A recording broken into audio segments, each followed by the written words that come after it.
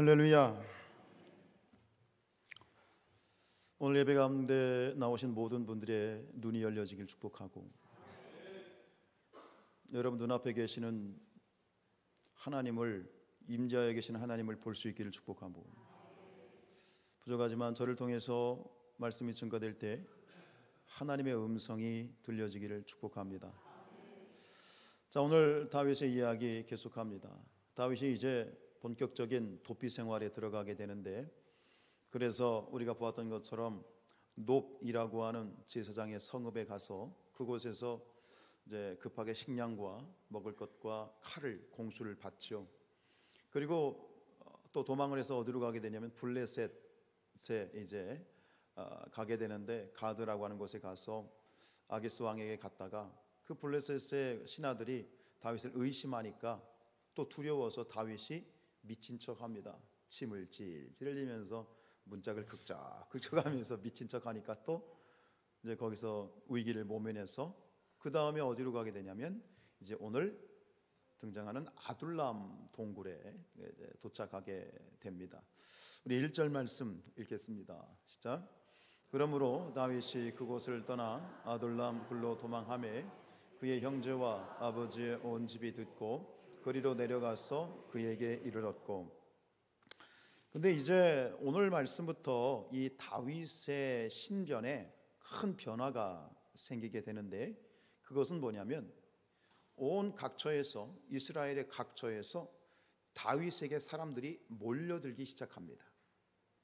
근데 그 사람들이 오늘 말씀해 보니까 몰려드는데 몇 명이 모였다고요? 400명의 사람들이 몰려들었다라고 하는 것이죠. 가장 먼저 이 다윗을 찾아온 사람은 오늘 말씀처럼 이 다윗의 형제와 아버지, 즉 다윗의 부모님과 형제들이 다윗의 아둘람 굴에 있는 다윗에게로 찾아왔습니다. 이건 굉장히 현실적인 문제입니다. 왕에게 반역을 하면 그 집안은 몇 족을 멸하죠? 3족을 멸한다고 그러지 않습니까? 지금 다윗은 그런 존재입니다. 다윗에게 반역을 했고, 반역한 거나 다르면 그렇게 사울이 규정을 했으니까요. 사울이 다윗을 주적으로 규정을 하고, 이제 다윗은 현상 수배범이 되어서 도망을 쳤는데, 그러다 보니까 그의 가족들도 이게 좌불안석이라. 지금 우리가 22장 안에 내용이 있습니다만, 사울이 말이죠, 다윗을 도왔다는 이유로 제사장 85명을 한꺼번에 학살을 해버립니다. 하나님의 기름 부음 받은 종입니다. 아무리 조금 모자라고 부족해도, 그죠? 목사가 그렇지 않습니까? 목사가 아무리 부족하고 그래도 우리 성도들이 기름 부음 받은 종에 대해서 좀 어려운 부분이 있지요. 그런데 지금 이 85명이나 되는 기름 부음 받은 종 제사장을 하루아침에 학살을 하고, 제사장뿐이겠습니까? 그 정도로 무자비한 그런 사울이라면 기꺼이 다윗 가족들도 눈 하나 깜짝하지 않고 제거할 수 있는 그러한 상황인 거죠. 아마 그 가족들도 알았을 것이고, 다윗이 아둘람 굴로 피신을 했다는 얘기를 듣고 즉시 그것으로 이제 도피를 해서 다윗에 합류를 합니다. 근데 이것은 시작에 불과합니다. 그때부터 순식간에 400명의 사람들이 몰려드는 것이죠. 우리 2절 읽습니다. 시작. 환난당한 모든 자와 빚진 모든 자와 마음이 원통한 자가 다 그에게로 모였고, 그는 그들의 우두머리가 되었는데 그와 함께한 자가 400명 가량이더라. 여러분, 400명, 그리고 뒤에 가면 바로 뒤에 가면 숫자가 또 늘어요. 몇 명으로? 600명이 됩니다. 그래서 이 다윗이 도피 생활 10년을 할 때 다윗을 따랐던 무리가 600명으로 계속 언급이 되는데, 여러분 아시는 것처럼 성경에 나와 있는 사람의 숫자는 남녀노소를 포함한 숫자가 아니지요. 성경에 나와 있는 숫자는 철저히 뭐예요? 남자입니다. 근데 남자 중에서도 어떤 남자들이냐면 전쟁에 나갈 수 있는 성인 남자만을 카운트합니다. 그렇다면 여기 400명, 600명은 뭐냐면 성인 남자입니다. 그러면 못 잡아도 몇 명? 아마 1, 2천 명은 좋게 되었을 것입니다. 그 많은 사람들이 이 아둘람 굴로 다윗을 찾아왔는데, 이 사람들은 어떤 사람들입니까? 환난당한 자, 빚진 자, 마음이 원통한 자, 세상에서 사회적으로 정치적으로 억압을 당하고 또 소외를 받았던 그런 아웃사이더들이었던 것이죠. 그리고 이제 그 말씀에 보면 다윗이 이제 아둘람 굴에 있다가 이제 모압으로 갔는데, 거기서 이제 선지자의 말을 듣고 다시 이제 옮기게 되는데, 그 와중에 어떤 일이 벌어지냐면, 지금 본문의 22장 6절로 19절에 의하면 이 그 놉 땅이, 제사장의 성읍이 피바다가 됩니다. 잠깐 앞에서 언급한 것처럼 이 다윗이 노베 가가지고 아히멜렉에게 도움을 받잖아요. 먹을 것과 무기를 받는데, 그것을 가지고 사울이 이 아히멜렉과 그 제사장들이 다윗을 도왔다는 이유로 화가 나서 하루아침에 제사장 85명, 그의 가족들, 심지어 짐승들까지 완전히 학살을 해버려. 끔찍한 짓을 저지릅니다. 하나님의 영이 떠난 사람이 무슨 짓을 못하겠습니까? 그런데 그 와중에 구사일생으로 한 사람이 도망을 쳐요. 한 사람이. 그게 누굴까요? 우리 20절입니다. 시작. 아이두베 아들 아히멜렉의 아들 중 하나가 피하였으니 그의 이름은 아비아달이라. 그가 도망하여 다윗에게로 갔어요. 아히멜렉의 아들이란 말은 대제사장이란 얘기입니다. 제사장 중에서 대제사장의 피를 받은 사람인데, 이 아비아달이 또 마지막으로 이 본문에서 본문 중에 마지막으로 이제 다윗의 무리에 합류를 하게 됩니다. 어찌 보면 다윗도 그를 따르는 무리들이 생겨서 어찌 보면 서로 윈윈할 수도 있는 그런 상황인데, 오늘은 이제 2절 말씀을 통해서 이 다윗을 따랐던, 다윗에게 몰려들었던 사람들이 좀 구체적으로 보려고 해요. 오늘 2절에서는 이 다윗에게 몰려들었던 사람들을 세 부류로 규정을 합니다. 첫 번째는 환난당한 사람들, 두 번째는 빚진 자, 세 번째는 마음이 원통한 자입니다. 첫 번째로 환난당했다라는 말, 이 환난이란 말은 무슨 얘기냐면, 어떤 외부에서 지속적으로 가해지는 압력을 의미합니다. 이것을 그냥 순간적으로 내게 탁 하고 압력이 가해지는 것이 아니라 계속해서 맷돌 올려놓고 우리가 뭘 짜죠? 뭐 기름 짜듯이 계속 짓누르고 사람의 진액을 짜내는 것처럼 그렇게 억압을 당하는 사람들, 그게 바로 이 환난 당한 사람들입니다. 예나 지금이나 없으면, 돈 없고 백 없고 힘 없으면 무시당하고, 그죠? 조롱당하는 거죠. 얼마 전에 나왔던 그 넷플릭스에서 방영됐던 드라마 있잖아요. 연진아, 나 지금 되게 신나. 아는 사람은 아하고 모르는 사람은 지금 뭔 소리야. 지난번에 여기 저기 떡집 앞에 갔더니 현수막을 붙여놨더라고요. 연진아, 나 되게 신나 그러면서 뭐 홍보하면서 붙여놨더라고요. 이게 무슨 얘기냐면, 뭐 늘 말씀과 기도에 전무하시다 보니까 드라마는 안 보이시죠? 아멘. 그렇죠.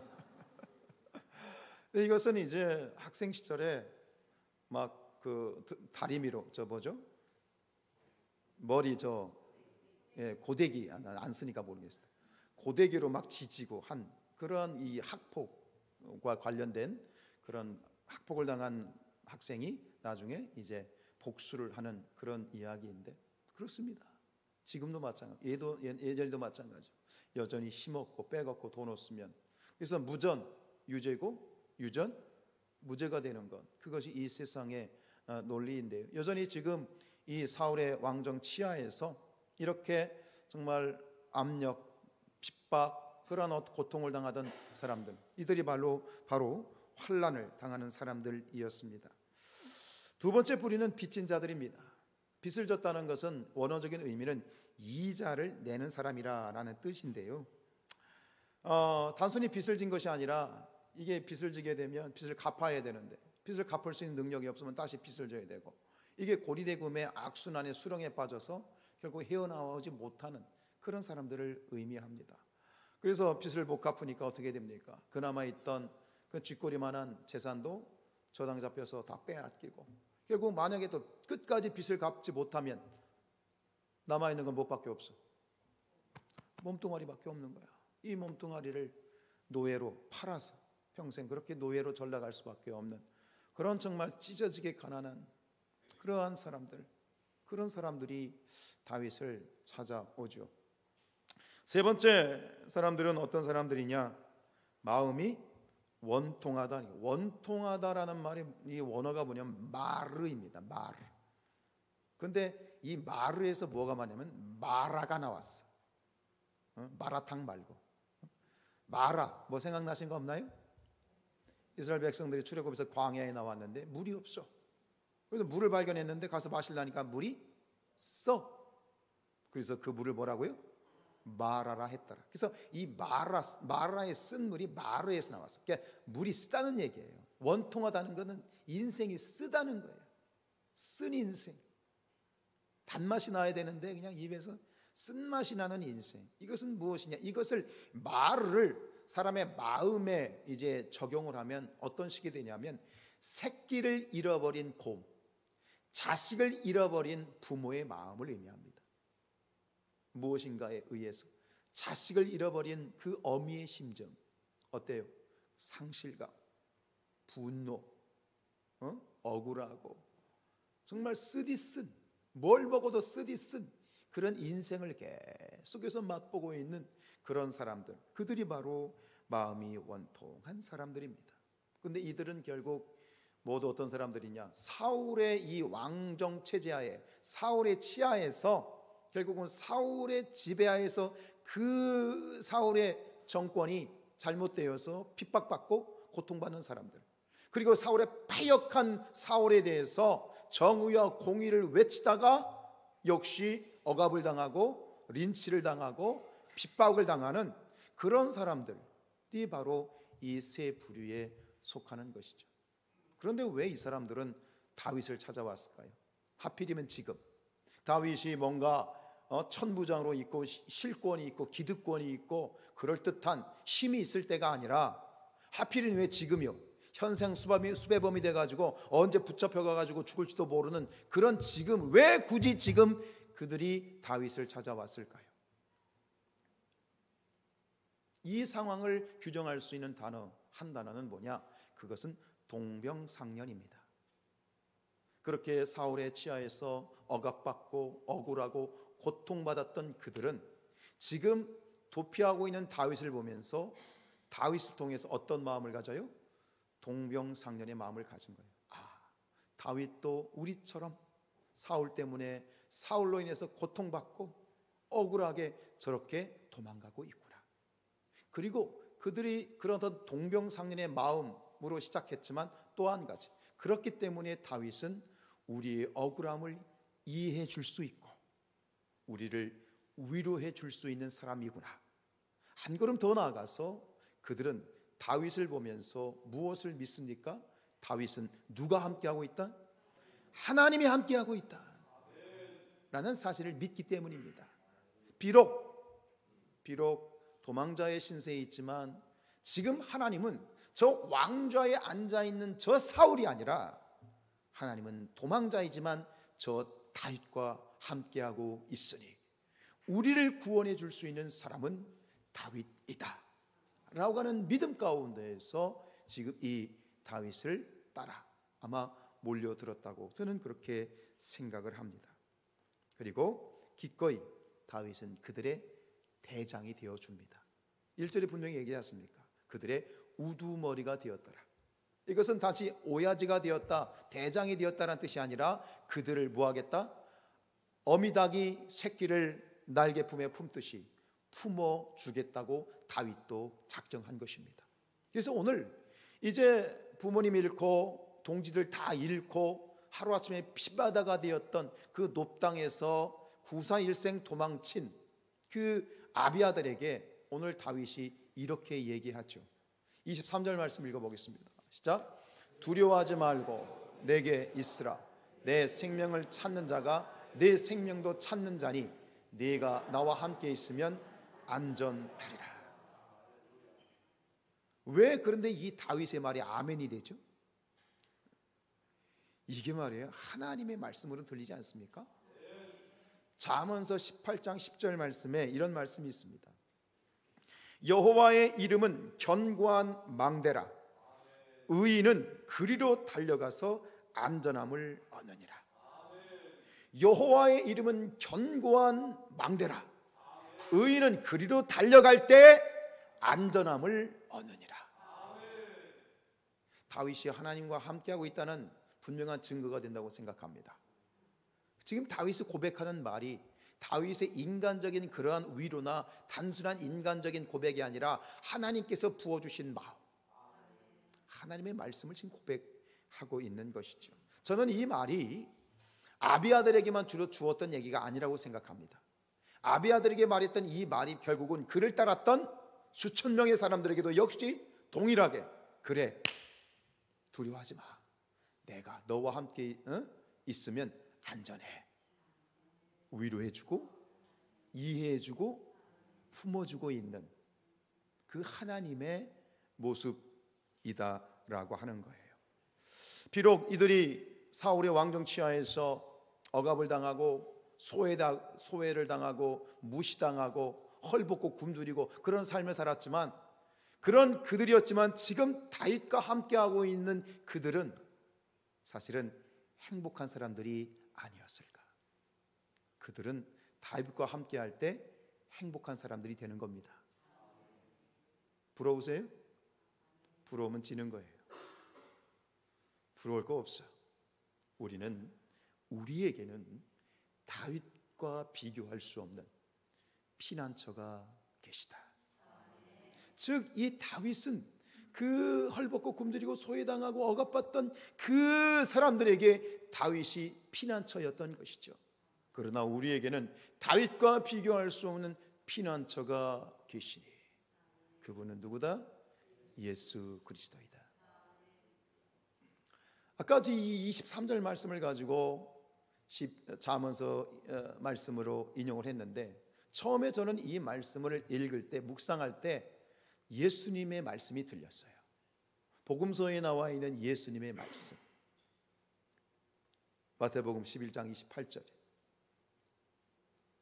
시작. 수고하고 무거운 짐진 자들아 다 내게로 오라. 내가 너희를 쉬게 하리라.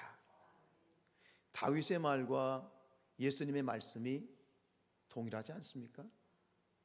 수고하고 무거운 짐진 자들아, 무시당하고 헐벗고 굶주리고 환난당하고 빚지고 정말 죽지 못해 사는 인생들이여, 내게로 와라. 나와 함께 있으면 너희는 안전할 것이다. 역시 주님이 우리에게 말씀하시는 것이죠. 수고하고 무거운 짐진 자들아 내게로 와라. 내가 너희를 쉬게 하리라. 주님의 음성이었습니다. 여러분, 우리 예수님은 우리에게 위로자가 되시고 주님은 우리에게 기꺼이 피난처가 되어 주십니다. 그래서 이 다윗이, 그 이스라엘 백성들이 다윗을 보면서 다윗도 우리처럼 저렇게 핍박당하고 사울에 의해서 저렇게 고난을 당했으니 다윗이 우리의 마음을 이해해 줄 수 있는 사람이다. 그렇잖아요. 동병상련이잖아요. 그러면 예수님은 어떠신 분입니까? 예수님도 기꺼이 우리의 아픔과 우리의 연약함을 다 동감하실 수 있는 분이십니까? 왜요? 예수님도 역시 우리가 당하는 모든 괴로움을 맛보신 분이기 때문입니다. 그래서 히브리서 4장 15절 말씀 세 번역으로 읽습니다. 시작. 우리의 대제사장은 우리의 연약함을 동정하지 못하시는 분이 아닙니다. 그는 모든 점에서 우리와 마찬가지로 시험을 받으셨지만 죄는 없으십니다.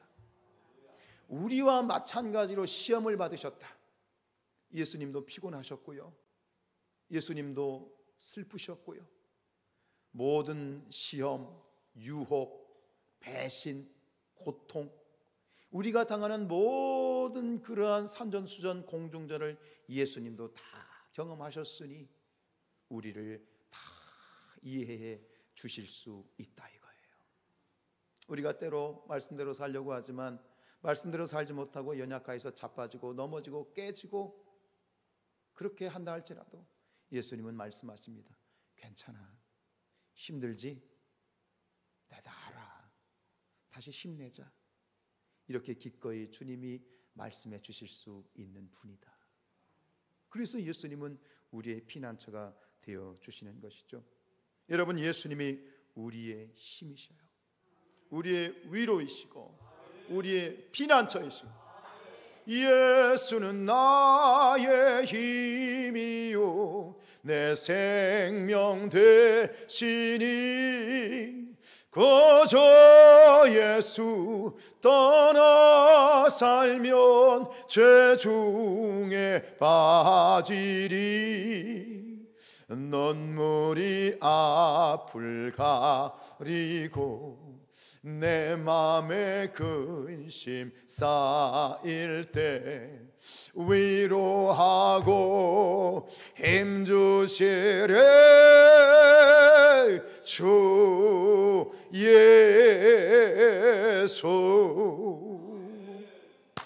찬양하십시오. 힘들고 억울하고 죽고 싶고 그때 다른 데 보지 마시고 주님 보세요. 그리고 찬양하세요. 찬양하자고요. 예수는 나의 힘이요 주의 친절한 팔에 안기세. 주님의 친절한 팔에 안기세요. 이게 답이다. 할렐루야. 여러분, 그렇기 때문에요, 한 걸음 더 나아가서 교회의 머리 되시는 예수님이 우리의 피난처이시기 때문에 한 걸음 더 나아가서 우리가 알아야 될 건 뭐냐면 역시 이 교회도 바로 피난처고 세상의 피난처이고 우리의 피난처이고 우리의 안식처인 줄로 믿습니다. 여러분, 하나님께서 처음으로 성전, 성막을 지으실 때 교회를 그런 구조로 만드셨어요. 그거 아십니까? 성막, 출애굽기에 보면 하나님께서 성막을 지을 때 성막의 문을 어느 쪽에다가 만들라고 하셨죠? 우리 출애굽기 27장 13절입니다. 시작. 동쪽을 향하여 뜰 동쪽의 너비도 쉬운 규빗이 될. 이게 무슨 얘기냐? 문에 관한 말씀입니다. 성막을 만들 때, 성전을 만들 때 하나님께서는 이 성막의 문을 어느 쪽에 만들어라? 동서남북이 있는데 왜 하필이면 동쪽에 만들라고 하셨을까요? 문이 동쪽에 있으면 성전에 들어가면, 예배당에 들어갈 때 어느 쪽을 보고 들어가게 되죠? 서쪽을 보고 들어가게 되죠. 나올 때는요, 동쪽을 보고 나오는 거예요. 이게 예배당이고 이게 성전이고 이게 교회예요. 교회는 서쪽 보고 들어갔다가 동쪽 보고 나오는 것이에요. 여러분, 서쪽 하면 어떤 것이 생각나십니까?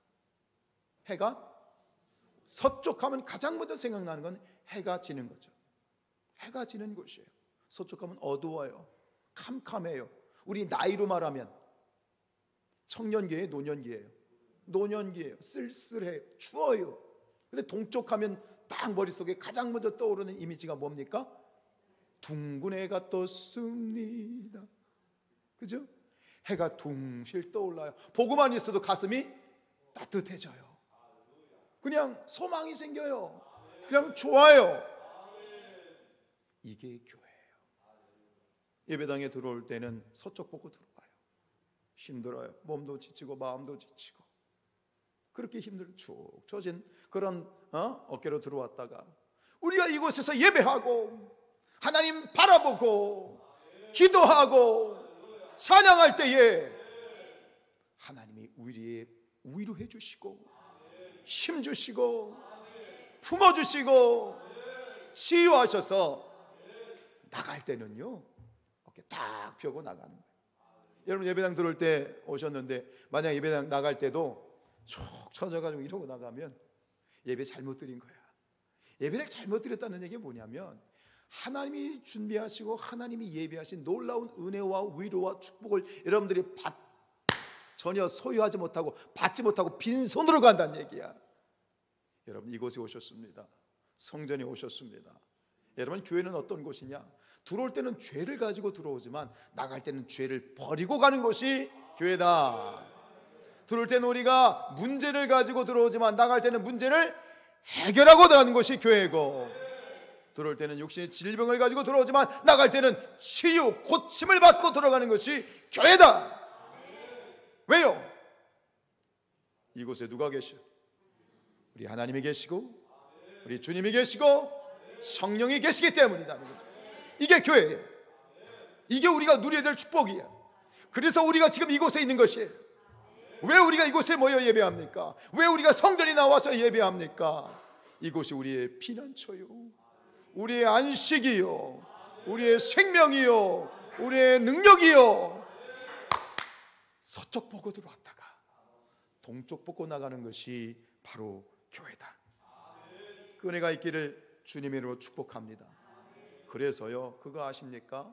성막을 중심으로 이스라엘 12지파가 3지파씩 동서남북으로 진을 쳤잖아요. 그런데 성막 문 앞에 어느 지파가 있었을까요? 유다지파. 다윗이 어느 지파? 유다지파. 예수님이 어느 지파? 유다지파. 예수님이에요. 예수님이 바로 동쪽 문 앞에 계셨어요. 할렐루야. 이게 그냥 되는 게 아닙니다. 하나님의 은혜입니다. 하나님의 섭리입니다. 우리가 누려야 될 큰 은혜인 줄로 믿습니다. 여러분, 잘 오셨습니다. 우리 서로 인사합시다. 잘 오셨습니다. 한 번 더 인사할 텐데요, 이렇게 인사합시다. 번지수 제대로 찾으셨습니다. 무슨 번지수? 예수님 번지수. 여러분, 저는 그렇게 생각해요. 여러분, 주님 앞에 나오셨죠? 우리가 고향에 가면, 저도 부모님이, 양가 부모님이 다 생존하게 계시는데, 충청남도 태안군 남면 달산이 48번지 옛날 주소입니다. 집에 가면 그렇지 않습니까? 부모님 살아계신 분들 그냥 바리바리 뭐라도 더 싸주고 싶어. 가서 저 좋은 냉장고, 또 좋은 창고 가가지고 무떼기 하나라도 더 주고 싶어. 그렇지 않아요? 야야야야, 저기 저 밭에 시금치 있다, 시금치 뜯어가라. 저 상추 있다, 상추 뜯어가라. 하나 더 주고 싶어하는 것이 부모의 마음. 오늘 이 자리에 나온 여러분들이 아버지 하나님 앞에 나오셨잖아요. 하나님의 마음이 그러신다고 저는 생각해요. 야야야야, 그냥 가면 안 된다. 내가 준비한 은혜가 크다. 내가 준비한 은혜가 커. 받아가. 가지고 가. 그냥 돌아가면 아버지의 마음이 찢어지잖아요. 하나님이 준비한 은혜 다 싸가지고 가세요. 놓고 가지 마세요. 하나님의 위로하심, 하나님의 치유하심, 하나님의 응답하심, 하나님의 능력을 다 싸가지고 기쁜 마음으로 어깨 쫙 펴시고 저 예배당 문을 팍 차고 나가셨으면 좋겠어요. 지난 목요일 날 우리나라가 또 역사의 기록을 남겼죠. 우주로 3번째 누리호 3차 발사가 성공했어요. 참 감사한 나라, 우리나라 좋은 나라예요. 근데 이렇게 문화가 발달하고 과학기술이 발달하고 그러는데, 여러분, 세상은 이렇게 뭔가 굉장히 좋아지는 것 같은데 왜 사람의 마음은 더 외로워지고 더 짠해지고 왜 이렇게 더 마음 둘 곳이 없어지는지 모르겠어요. 침대는 굉장히 좋아지는데 불면증에 시달리는 것 똑같아요. 여러분, 좋은 침대라고 해서 우리에게 꿀잠을 주지는 않습니다. 왜 세상이 이처럼 더 외로워지고 더 헛헛해지고 더 쓸쓸해지고 왜 이런 일이 자꾸 생기는 걸까요? 번지수를 잘못 찾아서 그래. 번지수를 잘못 찾은 거야. 우리 인생의 번지수, 우리가 반드시 찾아야 될 인생의 번지수는 세상에 없어. 우리의 피난처와 위로와 쉼은 세상에 없어. 인정하십니까? 우리의 번지수, 우리가 찾아야 될, 반드시 찾아야 될 번지수는 누구에게 있어? 예수 그리스도에게 있어요. 수고하고 무거운 짐진 자들아 다 내게로 오라. 내가 너희를 쉬게 하리라. 주님의 품만이 우리에게 참된 쉼이고 참된 위로이고 참된 피난처인 줄로 믿습니다.